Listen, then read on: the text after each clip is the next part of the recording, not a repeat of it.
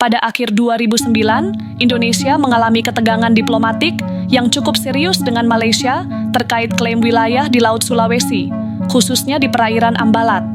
Insiden ini bermula dari serangkaian pelanggaran yang dilakukan oleh Malaysia, baik melalui jet tempur maupun kapal perangnya, yang secara bergantian melanggar batas perairan Indonesia.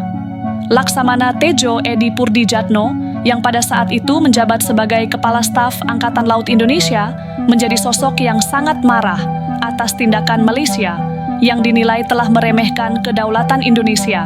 Dalam beberapa bulan terakhir, 2009, Malaysia tercatat telah melakukan 26 kali pelanggaran yang jelas-jelas meresahkan bagi keamanan wilayah perairan Indonesia.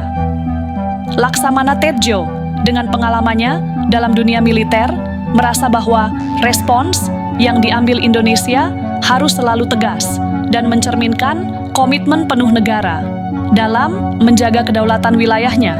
Melihat ancaman yang semakin nyata, kemudian mengerahkan kekuatan militer yang besar di lebih lanjut. Keputusan UNUK mengirimkan 4 kapal perang, 130 pasukan marinir, dan pasukan katak menjadi langkah yang menunjukkan keseriusan Indonesia dalam mempertahankan klaim atas Ambalat. Mobilisasi pasukan yang dipimpin oleh Laksamana Tejo bukanlah tanpa alasan. Di balik keputusan tersebut, terdapat dorongan yang kuat untuk melindungi wilayah Indonesia dari segala bentuk pelanggaran yang datang merusak integritas nasional. Apalagi, Ambalat bukanlah wilayah sembarangan, melainkan kawasan yang memiliki potensi sumber daya alam yang sangat bernilai dan strategis. Dengan demikian, pengamanan wilayah tersebut menjadi krusial, baik bagi kepentingan ekonomi maupun keamanan Indonesia di masa depan. Namun, meskipun kekuatan militer Indonesia sudah diperlihatkan, Presiden Susilo Bambang Yudhoyono yang menjabat saat itu menyadari bahwa penyelesaian melalui jalur diplomatik adalah langkah yang lebih bijaksana dan menghindari konfrontasi terbuka dengan Malaysia. Presiden Susilo Bambang Yudhoyono, dengan kemampuannya dalam berpolitik, segera mengambil langkah-langkah menunduk meredakan ketegangan. Ia menghubungi Perdana Menteri Malaysia pada waktu itu, Najib Razak, untuk membicarakan insiden ini secara langsung dan mencari jalan keluar yang damai. Penyelesaian diplomatik ini menunjukkan pentingnya komunikasi antara kedua negara. Meskipun ketegangan sempat memuncak, kedua belah pihak sepakat menurunkan tensi dan mencari penyelesaian yang lebih konstruktif tanpa harus menambah eskalasi konflik. Presiden Susilo Bambang Yudhoyono dan Najib Razak terus pengamanan wilayah Ambalat. Setelah kesepakatan tersebut tercapai, TNI tetap melanjutkan pengawasan secara berlapis di wilayah perairan Ambalat. TNI menempatkan 4 kapal perang, pasukan marinir, inteligen marinir, serta pasukan katak menjaga kedaulatan Indonesia di wilayah tersebut. Kebijakan ini menjadi simbol komitmen Indonesia menjaga integritas wilayahnya. Di bawah komando Laksamana Tejo dan petunjuk Presiden Susilo Bambang Yudhoyono, pasukan TNI terus beroperasi di Ambalat dengan tugas yang jelas memastikan bahwa wilayah tersebut tetap berada dengan pengawasan penuh Indonesia. Selain itu, keberadaan pasukan, katak, dan marini di kawasan tersebut menjadi sinyal kuat kepada negara-negara tetangga, termasuk Malaysia, bahwa Indonesia siap menghadapi potensi ancaman dan menjaga kedaulatannya dengan segala cara yang diperlukan. Meskipun situasi diplomatik antara Indonesia dan Malaysia menunjukkan tanda-tanda perbaikan, keputusan untuk menempatkan pasukan yang cukup besar di wilayah tersebut hanya mencerminkan kewaspadaan terhadap ancaman luar, tetapi strategi jangka panjang untuk memastikan bahwa Indonesia memiliki kendali penuh atas wilayah yang strategis tersebut. Tindakan ini menunjukkan bahwa Indonesia hanya mengandalkan diplomasi, tetapi memperkuat daya tangkal pertahanan melalui kekuatan militer yang canggih dan terkoordinasi. Pada 2025, kawasan Asia Tenggara mengalami perubahan geopolitik yang signifikan.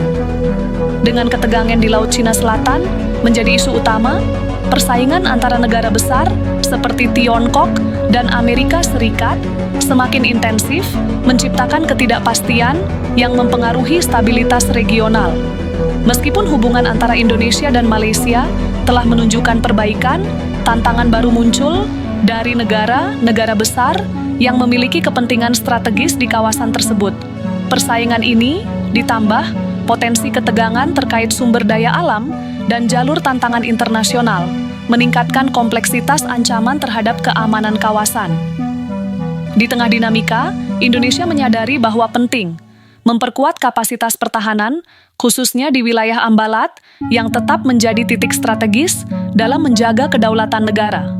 Indonesia tidak hanya berfokus pada kesiapsiagaan militer tradisional, tetapi memperhatikan perkembangan teknologi yang dapat meningkatkan efektivitas pertahanan. Dalam menghadapi ancaman yang semakin canggih, Indonesia telah berinvestasi dalam sistem pengawasan modern, termasuk penggunaan satelit, radar canggih, dan teknologi pemantauan maritim lainnya yang memungkinkan negara memantau pergerakan di perairan Ambalat dengan lebih presisi. Selain itu, Presiden Indonesia saat ini, Prabowo Subianto, menginstruksikan TNI, khususnya TNI Angkatan Laut, agar senantiasa siap menjaga kedaulatan Indonesia, khususnya di perbatasan dan wilayah-wilayah yang rawan sengketa angkatan laut yang kuat, mutlak diperlukan oleh negara seperti Republik Indonesia. Kekuatan militer Indonesia, khususnya TNI Angkatan Laut, semakin diperkuat oleh peralatan dan platform canggih yang dirancang menghadapi ancaman modern. Selain kapal perang kelas canggih dan kapal selam, dengan teknologi stealth, Indonesia juga mengembangkan kemampuan baru dan peperangan udara dan darat dengan mengintegrasikan drone tempur Sepati Bayraktar TB2 ke dalam arsenalnya. Drone ini yang terkenal dengan kemampuan serangan presisitif tinggi menjadi salah satu senjata andalan Indonesia dalam menghadapi ancaman yang memerlukan respons cepat dan terarah. Bayraktar TB2 tidak hanya meningkatkan efektivitas operasional TNI AL dalam melakukan pengintaian di wilayah perairan Ambalat, tetapi juga memberikan kemampuan serangan jarak jauh dengan ketepatan yang tinggi, menjadikannya alat yang berharga dalam menjaga kedaulatan wilayah perairan Indonesia berdaya alam.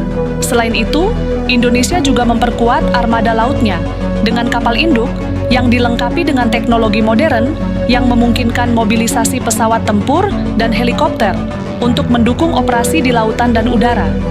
Kapal induk berfungsi sebagai basis udara terapung, memberikan fleksibilitas dan daya tangkal yang lebih besar bagi TNI AL.